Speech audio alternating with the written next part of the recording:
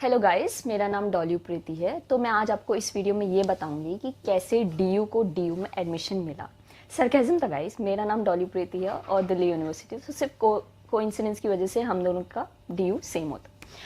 तो मैं आपको इस वीडियो में बेसिकली ये बताऊंगी कि कैसे आप प्रिपेयर कर सकते हैं अपने स्यूएट एग्ज़ाम के लिए, कैसी आपकी स्ट्रेटेजी रहनी चाहिए, आपका अप्रोच क्या रहना चाहिए एग्ज़ाम की तरफ। जैसे कि ओम और गीतांजलि ने आपको बताया ही होगा कि टाइम शॉर्टेज एक सबसे बड़ी प्रॉब्लम है जो हम सब फेस करते हैं, चाहे वो स्यूएट एग्ज़ाम हो, कोई भी एग्ज़ाम हो। तो टाइम मैनेजमेंट, सबसे ज़्यादा टाइम मैनेजमेंट हम कैसे कर सकते हैं। जैसे फिजिक्स और केमिस्ट्री एक एनालिटिकल पेपर्स हैं, इनमें थ्योरी नहीं होती कि जिस पे हमें थ्योरी पे ज़्यादा फोकस करना पड़े। इसमें हमें अपना बेस स्ट्रॉन्ग रखना पड़ता है, मतलब फॉर्मूले रिलेटेड, रिएक्शंस रिलेटेड चीज़ें ज़्यादा फोकस करनी पड़ती हैं। तो वीडियो को स्किप मत करना। मैं आपको ये भी बताऊंगी कि कौन कौन से इंपॉर्टेंट टॉपिक्स हैं और कौन कौन से ऐसे लीस्ट इंपॉर्टेंट टॉपिक्स हैं जो आप छोड़ के जा सकते हैं पेपर में। तो आज की वीडियो को स्टार्ट करते हैं। तो मैं आपको ये बताऊंगी कि मैंने अपने स्यूएट एग्ज़ाम के लिए कितने घंटे पढ़ाई करी थी। तो बेसिकली मैंने अपने स्यूएट एग्ज़ाम के लिए 8 से 9 घंटे पढ़ाई करी थी।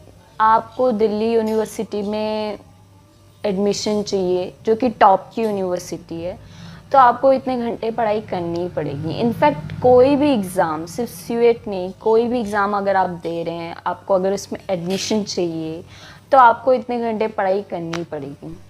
क्या हुआ, डर गए?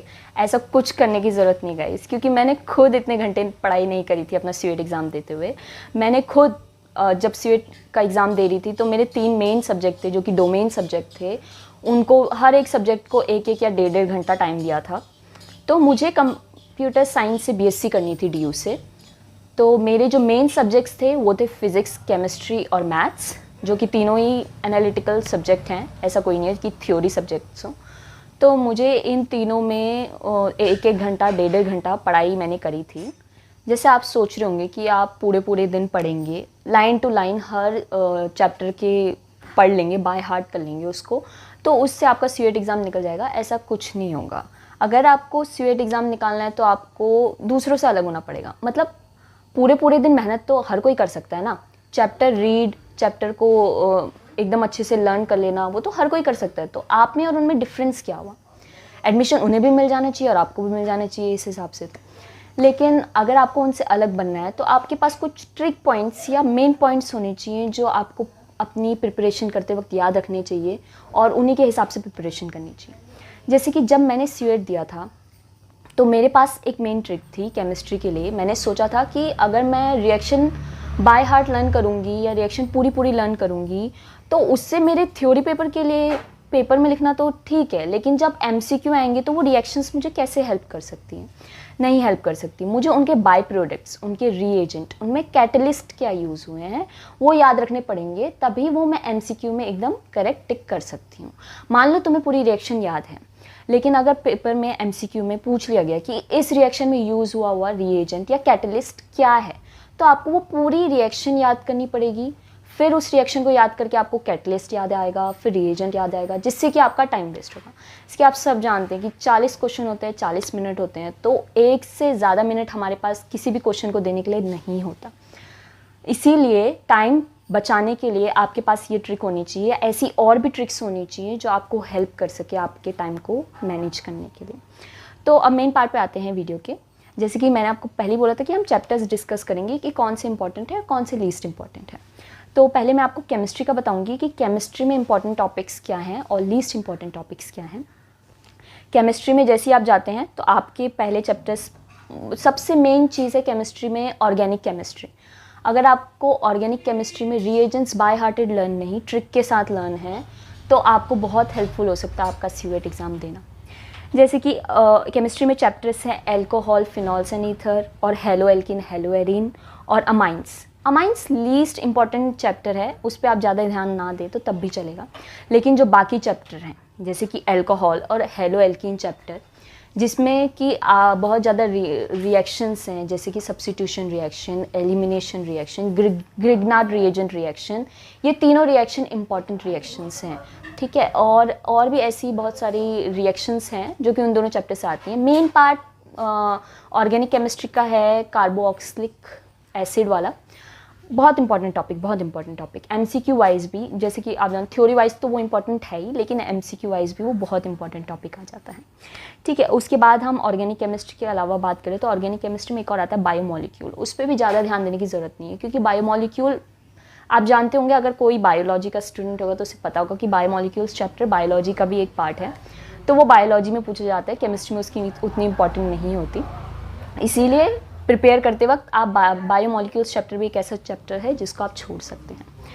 ठीक है, तो अब ऑर्गेनिक केमिस्ट्री के अलावा बाकी केमिस्ट्री की बात करें तो आता है कोऑर्डिनेशन केमिस्ट्री और DNF ब्लॉक वाला और सॉल्यूशन चैप्टर। तो कोऑर्डिनेशन केमिस्ट्री में IUPAC नेम, जो आप IUPAC नेम बनाते हैं, वो सबसे ज़्यादा इंपॉर्टेंट पार्ट है, क्योंकि आप खुद ही सोचिए वो MCQ में आ सकता है कि जैसे आपको फॉर्मूला दिया है तो बताओ इसका IUPAC नेम क्या बनेगा, या IUPAC नेम दिया है तो ये बताओ कि फॉर्मूला कैसा बनेगा। ठीक है, और इसके अलावा ऐसे जिसमें और कोई इंपॉर्टेंट चीज़ नहीं है। DNF ब्लॉक जो चैप्टर है उसमें हाफ फिल्ड और फुल फिल्ड ऑर्बिटल्स का जो कॉन्सेप्ट है वो इम्पॉर्टेंट चीज़ हो जाती है। और जैसे कि आपको दे दिया जाए कि Mn3+ है या Mn2+ है तो इनकी कॉन्फ़िगरेशन क्या होगी, ये चीज़ पता होना ज़रूरी होती है। इसके अलावा भी DNF ब्लॉक को उतना डीपली मत जाना, उसमें उतना डीपली और कुछ है भी नहीं। गाइस, MCQ वाइज सोचो कि क्या इंपॉर्टेंट हो सकता है चैप्टर में। जो थियोरेटिकल पार्ट है चैप्टर का वो इम्पॉर्टेंट नहीं होगा MCQ के हिसाब से। MCQ के हिसाब से वो चीज़ें ज़्यादा इंपॉर्टेंट होंगी जो वन वर्ड में आ रही हैं, या फिर जो बहुत ही ज़रूरी पॉइंट ऑफ व्यू से आ जाती है। जो थियोरेटिकल जाता है, बहुत लंबा खिंचता है, वो चीज़ MCQ में नहीं पूछी जा सकती। ठीक है, और उसके बाद हम आ जाते हैं सॉल्यूशन चैप्टर पे, जो कि सेकंड चैप्टर है। उसमें भी जो थियोरेटिकल पार्ट है उस पर मत जाना। जैसे थियोरेटिकल पार्ट को छोड़ के जो बाकी है, मोलैरिटी वाला और ऑस्मोसिस वाला कॉन्सेप्ट जो है, जिसकी बेसिस पे न्यूमेरिकल्स बनते हैं, डायरेक्ट फॉर्मूला लगता है, वो चीज़ इंपॉर्टेंट है, उन पे ध्यान दे देना ज़्यादा। और एज सच केमिस्ट्री में मैंने आपको बता ही दिया कि रिएक्शंस को इन शॉर्ट में याद करने की कोशिश करो, आपको पूरी रिएक्शन आती है। बहुत लोगों को लगता है कि हमारी ऑर्गेनिक केमिस्ट्री बहुत अच्छी है, काफ़ी लोगों की होती भी है। इसीलिए होती है क्योंकि उनको प्रोसेस वाइज रिएक्शन बनाना आता है कि ये रिएक्शन किस प्रोसेस से बनेगी, कैसे मेथड से बनेगी, वो ठीक है। वो उनको अगर एक टाइम मिले तो वो रिएक्शन बना के दिखा सकते हैं। लेकिन MCQ पेपर देते वक्त आपके पास उतना टाइम नहीं होता कि आप पूरी रिएक्शन को बना के दिखाएं, डीपली सोचें और पूरा बनाएं। वहाँ पे वन वर्ड में क्वेश्चन पूछ लिया जाता है, तो उस हिसाब से आपको केमिकल रिएक्शंस याद होनी चाहिए, उस हिसाब से आपको केमिकल रिएक्शंस पता होनी चाहिए। मतलब कहने का ये है कि प्रोसीजर उतना डीपली मत देखिए कि उस केमिकल रिएक्शन बनने का क्या है, उस केमिकल रिएक्शन में क्या बाय प्रोडक्ट्स आ रहे हैं, क्या रिएजेंट्स हैं, क्या कैटलिस्ट यूज़ हैं, क्या रिएक्टेंट्स लग रहे हैं, वो आपको ज़्यादा अच्छे से पता होना चाहिए। Let's move to the physics part now. जैसे कि आप सबको लगता होगा कि फ़िज़िक्स एक बहुत ही टफ़ सब्जेक्ट है सारे सब्जेक्ट्स में से, इसमें इतना कुछ है पढ़ने को, क्या पढ़ेंगे, क्या मतलब थियोरेटिकल भी है, न्यूमेरिकल भी है, तो क्या चीज़ करेंगे, कैसे करेंगे। बहुत लोगों को डर लगता है, बहुत बच्चों को डर लगता है कि कैसे इसका एग्ज़ाम क्लियर होगा, कि इससे हम क्या पढ़ें। हम पता ही नहीं चलता बच्चों को कि हम स्टार्ट क्या करें, प्रिपरेशन स्टार्ट कहाँ से करें, न्यूमेरिकल पार्ट या थियोरेटिकल पार्ट। देखो, जो MCQ बेस्ड क्वेश्चन है ना, मैं आपको शुरू से बोलूँगी कि नहीं थियोरेटिकल पे ज़्यादा ध्यान मत दो, नहीं आता ज़्यादा, क्योंकि MCQ में डायरेक्ट न्यूमेरिकल पूछे जाते हैं। तो हाँ, ये बात सच है कि मान लो आपका पेपर है 100 का, तो उसमें 80% जो होता है वो न्यूमेरिकल बेस्ड ही मिलेगा आपको। अब ये मत सोचना कि न्यूमेरिकल बेस्ड, हमारे तो न्यूमेरिकल्स बिल्कुल भी स्ट्रांग नहीं है फिजिक्स के, कैसे होगा, न्यूमेरिकल्स तो हमें आते ही नहीं है, हमने CBSE एग्ज़ाम में नहीं दिए, तो फिर न्यूमेरिकल्स हम इसमें कैसे सॉल्व करेंगे। कुछ नहीं होता, एकदम डायरेक्ट फॉर्मूला बेस्ड न्यूमेरिकल्स आते हैं। जैसे ऐसा कुछ नहीं है कि ऐसे कोई फॉर्मूले हैं बड़े बड़े इंटीग्रेशन वाले, थ्योरम जो बड़ी बड़ी होती है डिराइव करने वाली, उनसे न्यूमेरिकल्स बनेंगे, नहीं। डायरेक्ट बेस्ड जो फॉर्मूले हैं उनसे ही आपके न्यूमेरिकल बेस्ड क्वेश्चंस आते हैं। जैसे कि आपके फिजिक्स में चैप्टर है करंट इलेक्ट्रिसिटी, जो कि स्टार्टिंग में ही चैप्टर आ जाता है। तो करंट इलेक्ट्रिसिटी में आपका कैपेसिटेंस और इलेक्ट्रिकल पोटेंशियल वाला जो टॉपिक है, उससे न्यूमेरिकल बनने के चांसेस ज़्यादा बनते हैं। डायरेक्ट फॉर्मूला एकदम, तो उससे न्यूमेरिकल भी ज़्यादा एकदम डायरेक्ट ही बनते हैं। ठीक है, उसके बाद आपका ray optics and optical instrument आता है। Ray optics and optical instrument वाला चैप्टर जो है, ये न्यूमेरिकल प्लस थियोरेटिकल दोनों ही है। अगर आप इसको डीपली देखो, एनालाइज करो इस चैप्टर को, तो आपको पता चलेगा कि ये चैप्टर थियोरेटिकल और न्यूमेरिकल बेस्ड दोनों ही है। तो इस चैप्टर में जो न्यूमेरिकल बेस्ड चीज़ें, थ्योरी आप इसकी पूरी छोड़ देना क्योंकि थ्योरी नहीं पूछी जाती। इसकी थ्योरी ऑप्टिकल इंस्ट्रूमेंट्स है। जो ऑप्टिकल इंस्ट्रूमेंट्स वाला पार्ट है, इसमें जो बहुत लंबे लंबे ऑप्टिकल इंस्ट्रूमेंट की पढ़ाई होती है, डीप स्टडी होती है, वो न्यूमेरिकल्स में, वो MCQs में नहीं पूछा जाता। तो बात आती है इसकी न्यूमेरिकल्स वाले पार्ट। इसके न्यूमेरिकल्स वाले पार्ट जो mirror formula, lens maker formula और कॉम्बिनेशन ऑफ लेंस और पावर लेंस का जो फार्मूला है, फिर से सुनो कि मैंने इनको क्या क्या कहा। Mirror formula, lens maker formula, combination of lens and power of lens, ये जो चार टॉपिक्स से न्यूमेरिकल्स बनते हैं, यही न्यूमेरिकल्स इसमें मोस्ट इंपॉर्टेंट होते हैं MCQ के हिसाब से। ठीक है, और अब ये तो मैंने आपको बता ही दिया कि इस चैप्टर में से आपको थ्योरी वाला पार्ट जो ऑप्टिकल इंस्ट्रूमेंट वाला है वो नहीं करना। इसके बाद आपका चैप्टर आता है dual nature of radiation and matter. ठीक है, ये अगर आपको पता हो, ऑब्वियसली पता ही होगा कि ये केमिस्ट्री का पार्ट है। ये केमिस्ट्री में भी एक चैप्टर है जिसमें ड्यूअल नेचर और वेव नेचर दोनों की बात होती है। तो ये फिज़िक्स में उतना मेन नहीं रह पाता क्योंकि ये केमिस्ट्री का मेन टॉपिक हो जाता है। फिर भी इससे चीज़ें पूछी जाती है कुछ कुछ जो कि डायरेक्ट चीज़ें होती हैं, जो आपने केमिस्ट्री में भी पढ़ी हुई है एज वेल एज फिज़िक्स में भी पढ़ी हुई हैं, तो उनको आंसर करना आपको बहुत आसान हो जाता है। उसके बाद आपके चैप्टर जैसे एटम एंड न्यूक्लियाई चैप्टर है। मेरा जो CUET का एग्ज़ाम हुआ था उसमें मैं आपको बताऊंगी कि न्यूमेरिकल बेस्ड बहुत आया था। मेरा CUET एग्ज़ाम जो था फिज़िक्स का न्यूमेरिकल बेस्ड ज़्यादा था, थियोरेटिकल उसमें पार्ट बहुत कम था। तो एटम एंड न्यूक्लियाई जो चैप्टर है उससे न्यूमेरिकल वाला मेरा बहुत ज़्यादा आया था। आप ऐसा सोच रहे होंगे कि यार एटम एंड न्यूक्लियाई तो मैंने CBSE के लिए नहीं पढ़ा था, तो फिर मैं उसको CUET के लिए क्या ही पढ़ूँ, मतलब इतने फॉर्मूले हैं उसमें, इतना कुछ है। नहीं, आप क्या करिए, चैप्टर वाइज किसी भी इंटरनेट पे सर्च करिए कि chapter wise MCQ of this chapter, वो आपको उस चैप्टर की MCQ दे देगा। इससे भी आसान तरीके से आप सर्च करना चाहें तो आप सर्च कर सकते हैं कि numerical wise MCQ of this chapter, तो वो आपको उसी चैप्टर के न्यूमेरिकल वाइज MCQs दे देगा, तो जो आपके लिए आसान हो जाएगा। उनको आप प्रिपेयर करोगे, 1-2 सैम्पल पेपर्स जो होते हैं वो लगा लोगे उनके, तो वो आपको उससे प्रैक्टिस हो जाएगी इन दोनों चैप्टर में।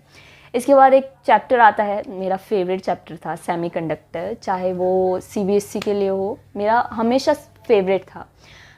लेकिन जहाँ तक मैंने सोचा था कि सेमीकंडक्टर से कुछ भी क्वेश्चन पूछ लिया जाए मैं उसका आंसर कर दूँगी, पर उससे एक भी क्वेश्चन मेरे फिज़िक्स एग्ज़ाम में देखने को नहीं मिला था, क्योंकि वो पूरा थियोरेटिकल चैप्टर है, उसमें न्यूमेरिकल वाइज कुछ है ही नहीं, तो इसलिए उसके चांसेस बहुत कम होते हैं पूछने के MCQ एग्ज़ाम में। अब और आपकी चैप्टर है जैसे EM वेव्स वाला चैप्टर है और मूविंग चार्जेस वाला चैप्टर है, इनसे भी आपके न्यूमेरिकल बेस्ड क्वेश्चंस बनते हैं और जो 1 मार्कर क्वेश्चंस बनते हैं वो इम्पॉर्टेंट हो जाते हैं। बात रही फिज़िक्स में लीस्ट इम्पॉर्टेंट चैप्टर्स जो होते हैं, वो आपके सेमीकंडक्टर, मैंने आपको अभी बताया, और एक चैप्टर है जो स्टार्टिंग में आपका इलेक्ट्रिक चार्जेस वाला, वो भी थोड़ा लीस्ट इम्पॉर्टेंट है क्योंकि उसमें भी उतना एज सच एग्जामिनर के पास नहीं होता पूछने के लिए। उसके अलावा बाकी सब चैप्टर्स डिस्कस हुए। सो गाइस, ये था मेरा एग्ज़ाम का एक्सपीरियंस जो मैंने आपके साथ अभी शेयर किया। मैंने कैसे सिलेबस को ब्रेक किया था, आप कैसे सिलेबस को ब्रेक कर सकते हैं, उसको और ईजी और इफेक्टिव बना सकते हैं अपनी प्रिपरेशन के लिए, आप कर सकते हैं। अभी भी 15 दिन है, आप और अच्छे, आपने एक तो ऑलरेडी रिवाइज कर लिया, ऑलरेडी प्रिपेयर कर लिया है, लेकिन आप अभी भी और अच्छे से रिवाइज कर सकते हैं। ऐसा मत सोचिए कि मेरा होगा कि नहीं होगा, डिलेमा में मत रहिए। कॉन्फिडेंस आपका हाई होना चाहिए, उससे आप कोई भी एग्ज़ाम, लाइफ का कोई भी एग्ज़ाम हो वो निकाल सकते हैं। तो all the very best for your exams.